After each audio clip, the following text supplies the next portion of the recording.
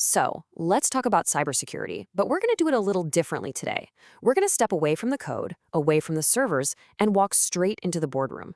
Because you see, cybersecurity isn't just a technical problem anymore, it's a massive leadership challenge. We're going to crack open the modern CISO's playbook and see what it really takes to lead on security today. Let's dive in. Here's what we've got on tap. First, we'll get a handle on the new era of threats we're all up against. Then, we'll get into the CISO's playbook itself. After that, we'll look at what happens when you have to respond under fire. We'll tackle the double-edged sword that is AI, and finally, we'll uncover what the real enemy within actually is. All right, first things first, we have to face a pretty stark reality. The threat landscape has totally changed. I mean, completely. The old rules, they just don't work anymore. And this right here, this is probably the single most important mental shift in all of modern cybersecurity. It's not about trying to build this perfect, impenetrable fortress anymore. That's a fantasy. It's about accepting that an incident will happen. The real goal is to build an organization that can take the punch, get back up, and recover fast. That's the heart of what we call cyber resilience. So, who are we actually fighting against? You can forget that old stereotype of some lone hacker in a dark basement. Today's adversaries are, well, they're pros. We're talking state-sponsored groups, organized crime syndicates running ransomware as a service, basically selling attack tools on the open market. And now, AI-powered attacks are making it dead simple to create incredibly convincing phishing emails and deepfakes. And look at that last number, 48 minutes. According to CrowdStrike, that's the average time it takes for an attacker to go from one compromised machine to moving all over your network. The speed is it's mind-boggling.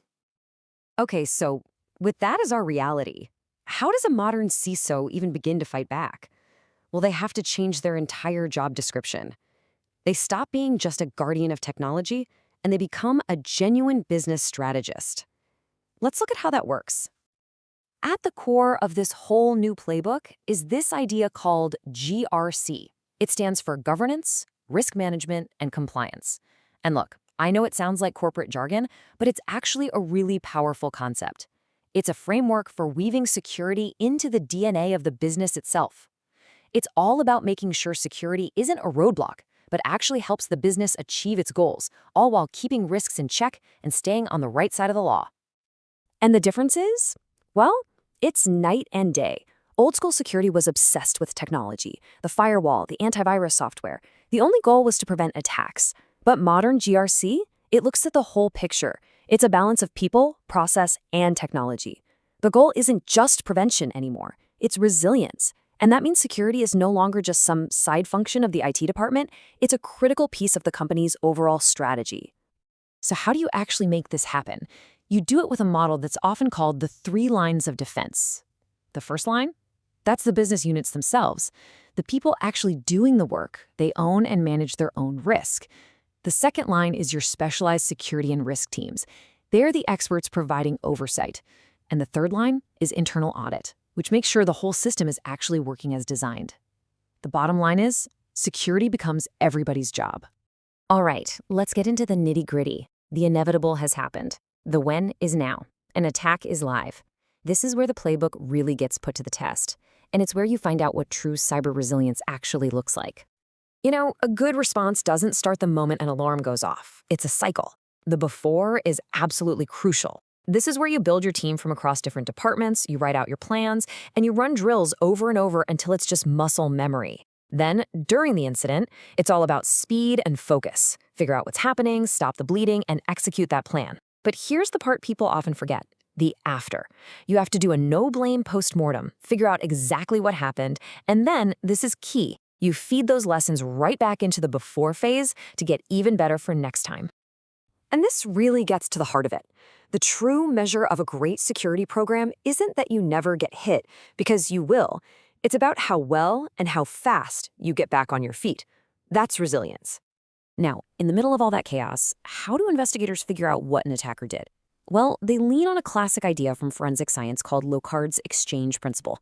The basic idea is that every contact leaves a trace. In the digital world, that means every single thing a hacker does, every file they open, every command they type, it leaves behind tiny digital fingerprints.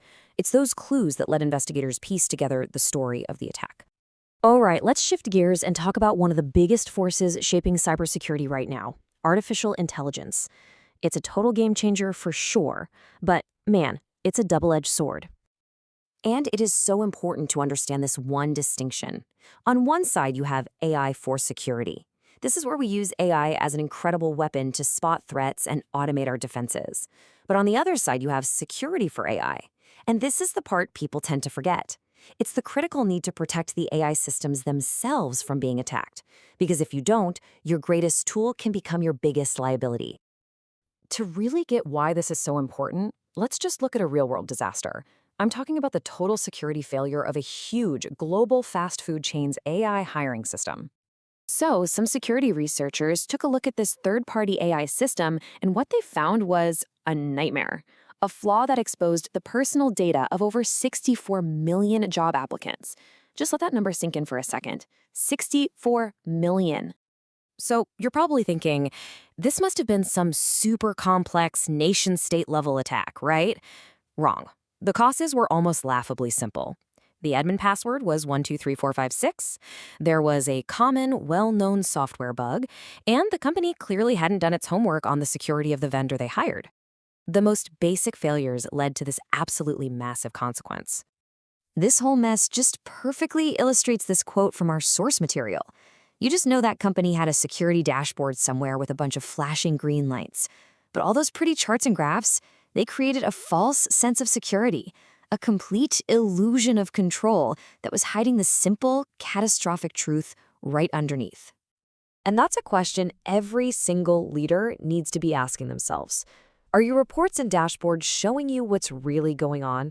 Or are they just making you feel good while the real problems go completely ignored? Okay, this brings us to our final and I think our most important section. After we've talked about all these advanced threats and complicated strategies, what's the one thing that should truly keep us up at night? We spend so much time worrying about these incredibly sophisticated AI-powered attacks from the future, and they are scary, don't get me wrong.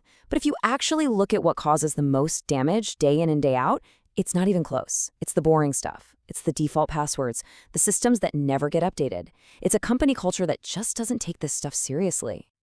And that's really the big takeaway from all of this. The most dangerous hacker in the world isn't some shadowy figure in a hoodie.